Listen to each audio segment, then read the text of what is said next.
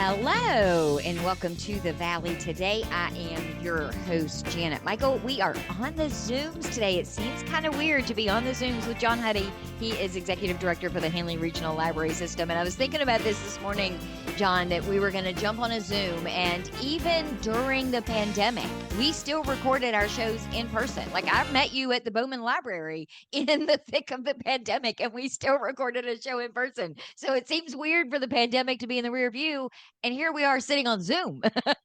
Yeah, one does wonder why I'm doing this on Zoom, since I do, in fact, dislike Zoom intensely. I'm an in-person guy. That's my thing. I need to see people in front of me. But I'm an older person. It's And also I funny could that you're never an in-person guy because you're also a curmudgeon. Those two do things the usually dichotomy don't gel. they speak of, or paradox, where two things are true at the same time. I appreciate that you're taking the time to chat with me a little bit about the library. I know we're going to talk about some statistics that were recently released in mid-July, but before we jump in the weeds on that, for somebody who maybe has just moved to Winchester, Frederick, or Clarke and has no idea what Handley Regional Library System actually encompasses, can you give me an overview?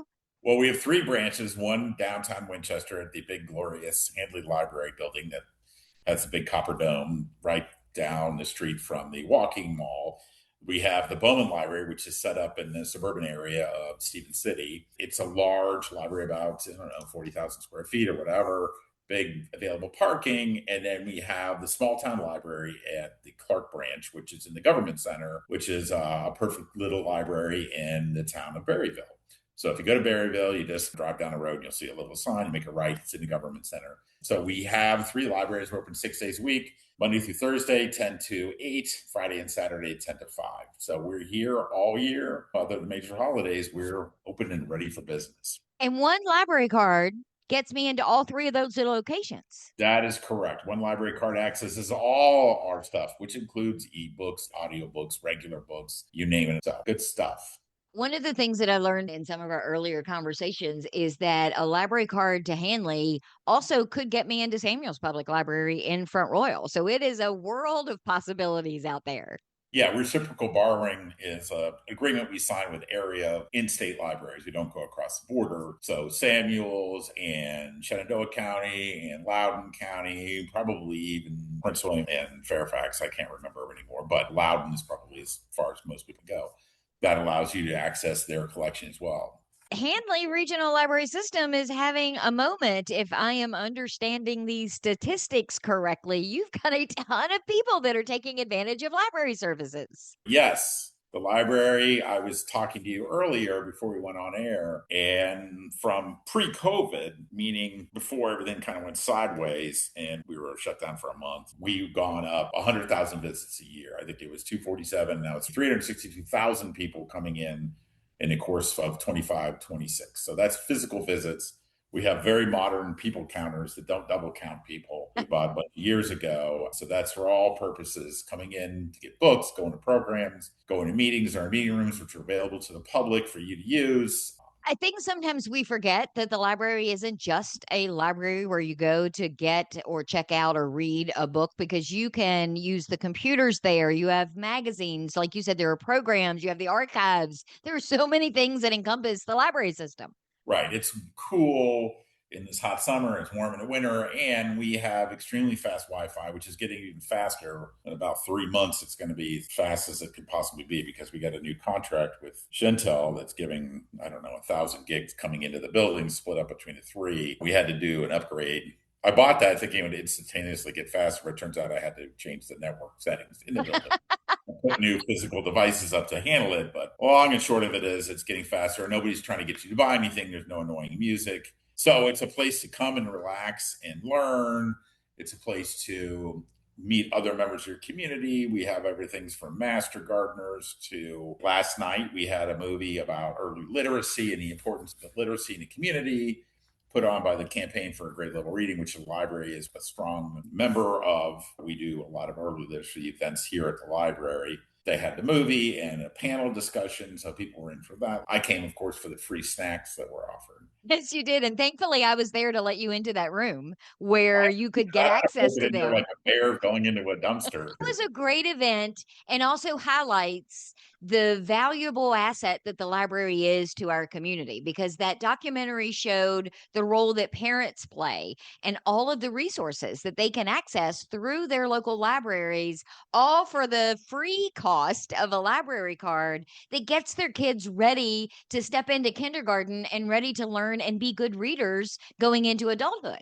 Exactly so. It's very important. It's a role that we take on. The library became a family place library, which is a group that sets up early literacy training for librarians. And then you have to go through this training and you have to get certified. We were certified this last winter so that we can do all these early literacy classes, which fill up very quickly. Unfortunately, we're limited by the number of staff we have. Dorothy Robinson and the Handley trustees helped sponsor this so that we have these programs done by private funding, so that we have a lot of this great stuff going on. So the library is taking a lead role in developing early literacy in our community. We're working with Leyendo Juntos, which is the Spanish outreach group, which Ori, who put on the event last night, has been in the community running to build English language learning in the community. We're a partner with that. And we have all sorts of materials to help people, including you when you go on your next trip to Portugal or whatever. We have language tools, software that teaches you. It's like Duolingo, but better, and it's free. So you can use that sort of thing. But back to the statistics. So, yeah, we had higher visits this year. We had between regular materials and digital checkouts, we had 800, almost 850,000 materials that checked out, which is pretty, our service area, meaning the total number of people that we serve is 140,000 now. I think, I don't know what the newest statistics are going to show, but Clarke, Frederick, and the city of Winchester, it's about, I don't know, 140,000 people. So if you have 800,000 checkouts, that means of your card holders, which we've got about 50+%, they're using it a whole lot. Well, you had 5,600 new people get brand new library cards in Yes, the last fiscal year. That is outstanding. exactly so. We're out in the community getting out library cards. Outreach is a big thing. We've got something coming up later this, I'm sure you're going to want to come do a fun thing about. We're getting a mobile library, not a bookmobile. We're not going to be driving around the community and checking out books per se, but it's going to allow us to get out in the community to do programming and do some things. It was actually sponsored by the Friends of the Handley Regional Library, and they're going to be using it, going with us to events when they're available to do use book sales, and we can do pick up books from people that are returning materials in more remote areas of the county. We could do some limited checkouts on site and do kids programs and all sorts of fun stuff. So it's a big deal. That'll be coming sometime in September. That's going to be a big deal. So we do make a significant effort to get out to the community. I demonstrated this to Kim, who works for you or works with you there at United Way. We do a great job with the social media. We do a great job with our marketing, but we're reaching the people that when we put something on our Facebook page, there's probably a 99% chance that you have a library card and are a user. Because Right. why otherwise you're going to be using the library Facebook page or picking up one of our flyers or whatever. And I turned to the two dudes that were standing there listening to the talk and said, "Hey guys," I interrupted them. Of course, that's how I do. And they were normal people. And I said, "You guys live around here?" And they're like, "Yeah, I live in Winchester. I live in blah, blah." Anyway, and I said, "You guys have library cards?" And they're like, "No." And I shamed them, of course, which is what I'm gonna do. And I looked at Kim and go, "See, that's the problem. They're there at an event that was literacy based. Obviously, there are people that should be in our user base, as they say in the business world." So we're making a big effort in that, which is what you see in the library card signups. That were new cards went up this year from 5 years ago, went up 18% from just 2 months ago. So things are moving along. You also do other events. I'm not going to remember the name of what this event is, but I am setting up apparently two tables. I'm going to be two people at the same time during this event in September that invites the community to come and learn about other nonprofits, to learn about how you can volunteer. So you're getting people in that maybe wouldn't come to the library otherwise, but they're coming Right. for that thing that then you may be able to capture them and have them get a library card while they're there. Right. That's the whole idea behind this. They're not loss leaders, but they are designed to bring in people to the library. And then when they come in, like we do notarization at all our libraries. libraries. Clarke's going to be online soon, but we do a lot of this stuff. We notaries, we scanning, we have faxing and all this stuff, because then you come in and you see the library is a cool place and you want to go and do stuff there. You want to come in and then you're like, well, I'll look at this book. And next thing you know, you got a book in your hands. So yeah, we got all sorts of stuff going on. We got programs and events, and all of those are designed to bring in and develop a love of reading and joy in improving yourself. Let's take a break. When we come back, let's talk about the other side of it, which is your digital services, because I know those have increased website visits, ebooks, all of the things that you also can get that aren't a physical book. You have access through the library. Can we talk about that in the next segment? Yes, of course. Who would I be to deny you such information? We're going to do all of that when we come back in just a couple of minutes. This Tuesday, April Davis will change the world. She doesn't know that yet. All she knows is that she went to justserve.org and volunteered an hour of her time. Browsing through dozens of service opportunities in her community, April decided to spend her Tuesday evening serving dinner to mothers and their children at a transitional house. She doesn't know she'll be serving a particular mother and daughter who will be spending their first night in this home. April doesn't know that the hot meal she'll serve is the first this mother and daughter will have had in a week, or that the simple smile she'll offer as she serves them will help them realize that things are going to be all right. Which is why this Tuesday, April Davis will change the world. See the difference you can make. Sign up for service opportunities in your community. Visit justserve.org.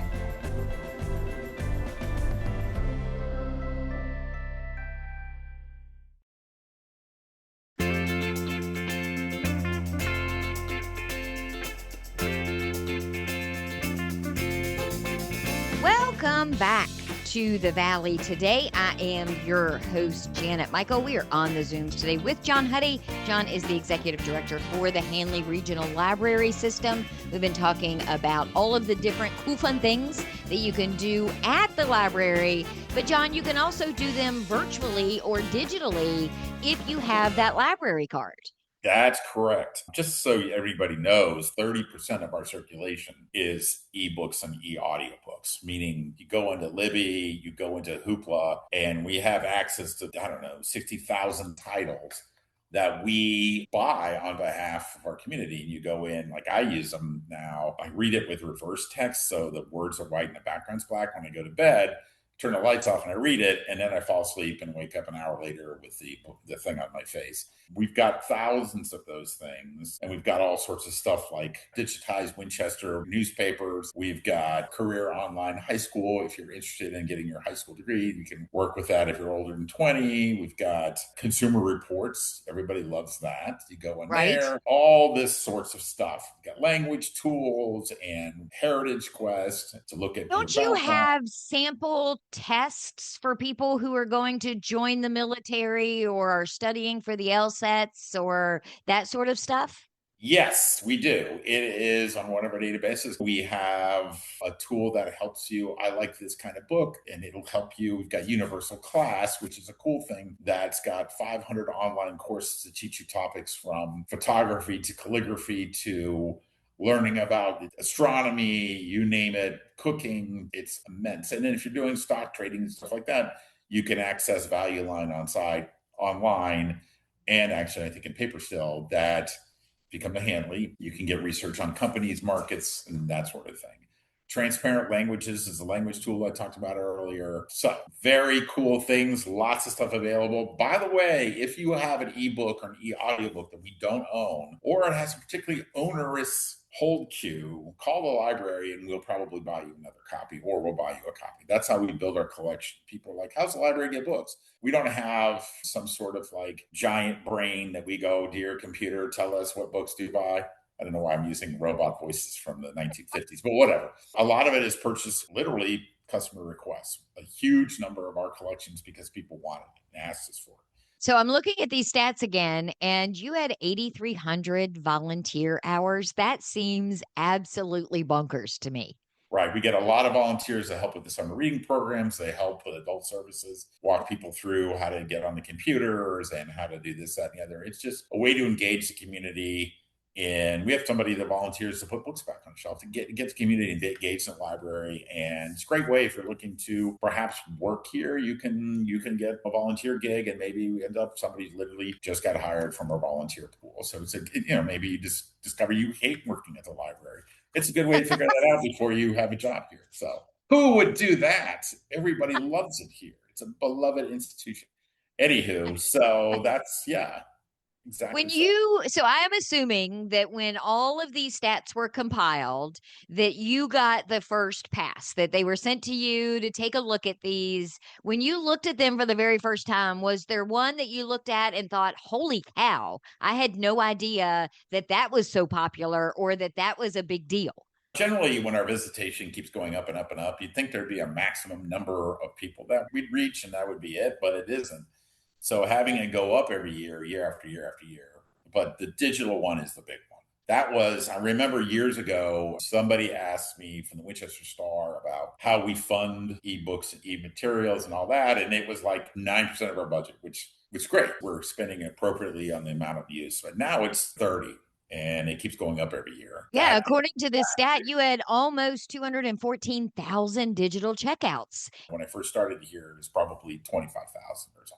I don't have this number in front of me, but it was a lot lower. So now it is. The thing about it, there's pluses and minuses to it really quickly. It's way more expensive because you're buying a license for a book that otherwise you buy 5 books for a lower cost. You buy one and it checks out X number of times. And we have to manage it because it has to go into a database. I have to edit the record so that you can see it on our catalog. Then when it has to get weeded out, and then if it gets weeded out and somebody wants it, I have to unweed it, I have to buy it. Again, some of the things are you only get it for a number of years or months, 1 or 2 years, and then some of them you buy outright forever. So it really is, we still have to redo stuff.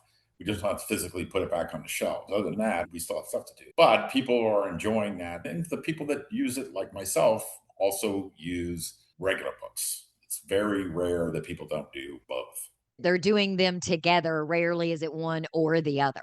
Right, exactly. So can I get my library card on your website, or do I have to come into the library and get it that way? Or can I start it online and then finish it at the library? Come in and complete it in-house. We do have a digital version that you can do online, but then to get materials and stuff like that, you just come in and you just have to bring in your identification that shows that you are you, or your old ID and a letter saying, this is me, I get mail at this address and this is postmarked, then you're good. So any form of identification shows that where you live now in the communities, or something that shows a piece of mail, that sort of thing. It's pretty simple. So what if I had a library card 25, 30 years ago? I have no idea where it actually is right now. Can I come in and will you be able to find it, or should I just come in and start from scratch? You got to start from scratch. We weed it out every couple of years. We don't want our databases and reporting to the community, like boards of supervisors and all that, to be inaccurate. So if somebody hasn't used your card in several years, it gets expired and you have to start all over again. Now, if you get a note saying it's going to expire, you call us and we just fix it in 2 seconds. But yeah, unfortunately, at this point, I do not believe that ebooks, if you just check out ebooks, that'll keep your card active. So every time you check out, it sets it for another 3 years. So every so often, you might have to call in and get your card unexpired if you're not using physical materials. But come in and get a book. It's good for your soul. I'm sensing a photo op opportunity if you want to meet me down at the desk and you can be the one to give me my new library card. I think we should figure out how to do that. Can I have mine in orange? Aren't they yellow? I want an orange one. No, they're green, and no, you can't. Okay, so when I had mine, it was yellow. So that tells you how long ago. That library card dates from at least 12 plus years ago. Your library card must be active. You go in all the time. Why am I interviewing if you're not a user? I protest this. I'm walking off the stage. I come to the library all the time. And I got to tell you, so when I was there Thursday night for that Right to Read documentary screening, and then there was a panel discussion afterwards, there is just something about walking in the door of the Handley Regional Library. When you're downtown, I mean, you have the downtown thing anyway, but you walk in those doors at Handley Regional Library, and there is just something about that building and the way that everything is put together that it immediately makes you take a deep breath, and it's like you're transported to a different place. It is so amazing. It's important to know that we've also updated that place. So the thing that I focused on when getting here was getting out the community and revitalizing technology and all of that. And we've also made a big push again, supported by the community at all three libraries, to update the interiors to make sure they look modern, the equipment is modern, it's functional, we get it back on the shelves in a timely manner without any errors, that kind of thing. So if you go to Bowman, we have an automated sorting system that you could dump in 6 books. It does this, throws them into different bins. It's automated. It checks them all in. I just knocked on wood, has been working without any real issues for years on end. It was a great investment in labor saving, which we didn't go terminate anybody. We turned those people that would have otherwise put books back on the shelf to make them customer facing to help people that are coming in to the library. So where is the best first place for someone to go? They're listening today and they want to double check hours, or they want to see when something's happening at Bowman or when something's happening at Handley. Do they do that all from just one website? Yes, the handleyregional.org. That's it. Handley, Handley, regional, all one word, .org. And there you go. You have access to resources, borrowing material, services, hours, blah, blah, blah. And you can find out information about the Friends organization. And I'd like to mention that Friends are going to do a book sale on the 14th and 15th of August at the Bowman Library. So come on down, buy some used material, support the library. You mentioned earlier social media, find you on Facebook, Instagram, all of those places, because you post about events and pop-up things and story time for the kids. All of that stuff ends up on your social. Exactly so. Facebook is a great place. Instagram, great places to find out what's happening at the library. So before we go, I'm going to redeem myself. Saturday, September 26th from 10 a.m. to 1 p.m. is the How To Fest at Handley Library, and I will be there teaching you how to do a podcast. Yes, and we will learn the importance of dates and times when you're doing a podcast. So yes, the How To Fest is a big deal. Last year we had hundreds of people. I think maybe 500 people came to it, and I'm not exaggerating. It might have been even higher than that. So there's all sorts of different groups that are going to be in teaching them how to do various cool stuff. I love it. I'm excited. I'm looking forward to it. It's been on my calendar for weeks now, so I'm excited to be a part of it this year. Right on. Thank you, my friend, for taking the time to chat with me today, especially since it was on your arch enemy Zoom. I do appreciate it. Yes, plague upon humanity. Yes, I thank you for having us and letting us be a voice to the community. So I appreciate it. I will be back tomorrow with a brand new episode of The Valley Today, just a few minutes after noon. So meet me here then.